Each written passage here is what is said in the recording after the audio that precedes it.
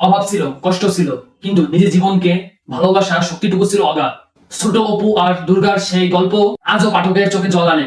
চলুন প্রবেশ করি বিভূতিভূষণ বন্দ্যোপাধ্যায়ের কালোজয়ী সৃষ্টি পথের পাঁচালীর জগতে। বাংলা সাহিত্যে অন্যতম শ্রেষ্ঠ উপন্যাস পথের পাঁচালী। এটি কোনো রাজা রানীর গল্প নয়, কোনো বীরত্বের কাহিনীও নয়। এটি বাংলা এক সাধারণ গ্রামের দরিদ্র পরিবারের সুখ দুঃখ, সংগ্রাম আর ভালোবাসার গল্প। গল্পের কেন্দ্রবিন্দুতে রয়েছে নিশ্চিন্তপুরের এক দরিদ্র ব্রাহ্মণ পরিবার। পরিবারের কর্তা হরিহর রায় একজন সৎ ও স্বপ্নবাজ এবং উদার মানুষ। তিনি পুরোহিতের কাজ করেন, পাশাপাশি সাহিত্য চর্চাও করেন, কিন্তু তার সামান্য আয় সংসার চালানো কঠিন হয়ে পড়ে। সংসারের সমস্যা দায়িত্ব কাঁধে নিয়ে লড়াই করেন তার স্ত্রী সর্বজয়া। অভাবের কারণে তিনি প্রায় রাগী ও কঠিন হয়ে ওঠেন, কিন্তু পরিবারের প্রতি তার ভালোবাসা কমতি ছিল না। পরিবারের সবচেয়ে প্রাণচঞ্চল সদস্য দুর্গা। সে সারাদিন গ্রামে ঘুরে বেড়ায়, গাছে উঠে ফুল করায়, বৃষ্টিতে ভিজে আনন্দ করে। গ্রামের প্রকৃতি যেন তার সব থেকে বড় বন্ধু। কিন্তু তার এই স্বাধীন স্বভাবের জন্য গ্রামের লোকেরা তাকে প্রায় দোষারোপ করে। আরেকটি গুরুত্বপূর্ণ চরিত্র ইন্দির ঠাকুরুন। বৃদ্ধা, অসহায় এবং দরিদ্র হলেও তিনি ছিলেন প্রাণবন্ত। দুর্গার সঙ্গে তার ছিল খুব গভীর স্নেহের বন্ধন। তারা একসঙ্গে গল্প করত, হাসত এবং ছোট ছোট আনন্দ ভাগ করে নিত। কিন্তু সংসারের অভাবের কারণে সর্বজয়ার সঙ্গে ইন্দির ঠাকুরের প্রায় ঝগড়া লাগতো। এক সময় অপমান সহ্য না করতে পেরে তিনি বাড়ি ছেড়ে চলে যান। কিছুদিন পর গ্রামবাসীরা খবর দেয় ইন্দির ঠাকুরান মারা গেছেন। এই মুহূর্তে দুর্গার কোমল হৃদয়ে গভীর শোকের ছাপ ফেলে। তারপর জন্ম হয় অপুর। অপু বড় হতে থাকে প্রকৃতির মাঝে। কৌতূহল এই ছেলেটি পৃথিবীর সবকিছু জানতে চায়। দুর্গা আর অপু ধীরে ধীরে একে অপরের সব থেকে বড় বন্ধু হয়ে ওঠে। দুই ভাই বোন একসঙ্গে মাঠে ঘুরে বেড়ায়, নদীর তীরে যায়, কাশবনের মধ্যে দৌড়ায় এবং প্রকৃতির প্রতিটি সৌন্দর্য উপভোগ করে। তাদের চোখে পৃথিবী ছিল বিষময় ভরা এক জাদুর দেশ।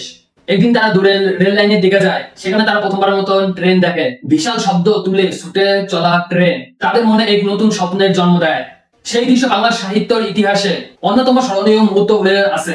এদিকে পরিবারের আর্থিক অবস্থা আরো খারাপ হতে থাকে, ঋণ বাড়তে থাকে, সংসারের অভাবও বাড়তে থাকে। ভালো ভবিষ্যতের আশায় হরিহর রায় কাজের সন্ধানে গ্রামের বাইরে চলে যান। সর্বদা একা হাতে সংসার সামলাতে শুরু করেন। অভাবের সঙ্গে প্রতিদিন যুদ্ধ করতে করতে তিনি মানসিকভাবে ক্লান্ত হয়ে পড়েন। এর মধ্যে আসে বর্ষাকাল, টানা বৃষ্টি, ঝড় আর দুর্যোগে গ্রামের অবস্থা ভয়াবহ হয়ে পড়ে। এদিকে দুর্গা বৃষ্টিতে ভিজে অসুস্থ হয়ে পড়ে। প্রথমে বিষয়টিকে গুরুত্ব না দেওয়া হলেও ধীরে ধীরে তার জ্বর বেড়ে যায়। দারিদ্রতার কারণে ভালো চিকিৎসার ব্যবস্থা করা হয় না। অবশেষে একদিন সেই প্রাণবন্ত হাসি খুশি দুর্গা চিরদিনের জন্য পৃথিবী ছেড়ে চলে যায়।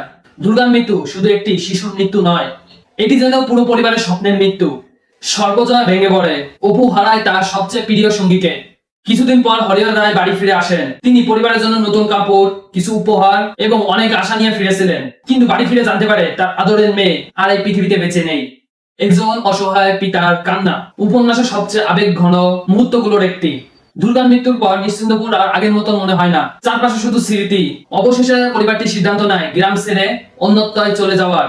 বিদায় সেই মুহূর্তে অপুর সেই শৈশব, তার খেলার মাঠ, তার স্মৃতি আর তার প্রিয় বোনের ছায়াকে পেছনে ফেলে অজানা ভবিষ্যতের পথে যাত্রা শুরু করে। জীবনে অভাব থাকতে পারে, কষ্ট থাকতে পারে, কিন্তু স্বপ্ন, ভালোবাসা এবং বেঁচে থাকার ইচ্ছাই মানুষকে এগিয়ে নিয়ে যায়। পথের পাঁচালী আমাদের শিখায় সুখ সবসময় সম্পদের মধ্যে থাকে না। কখনো কখনো একটি কাশবন, একটি বৃষ্টি ভরা দুপুর কিংবা ভাই বোনের নিঃস্বার্থভাবে ভালোবাসাই হয়ে ওঠে জীবনের সব থেকে বড় সম্পদ। আপনার মতে পথের পাঁচালীর সবচেয়ে বড় হৃদয় বিদায়ক মুহূর্ত কোনটি? ইন্দির ঠাকুরুনের মৃত্যু, দুর্গার মৃত্যু, নাকি হরিহর বাড়ি ফিরে এসে মেয়ের মৃত্যুর সংবাদ শোনা? আপনার মতামতটি কমেন্টে জানাতে ভুলবেন না।